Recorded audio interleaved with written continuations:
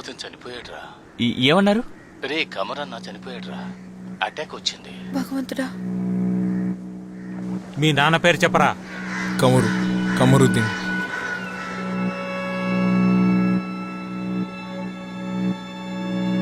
ఇన్షాల్లా.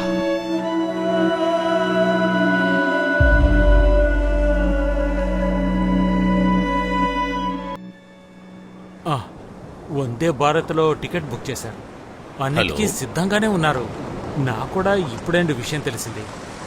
లేదు ఆయనకు కరోనా ఏం లేదు. సరే బచ్చో వచ్చారు, నేను తర్వాత కాల్ చేస్తాను.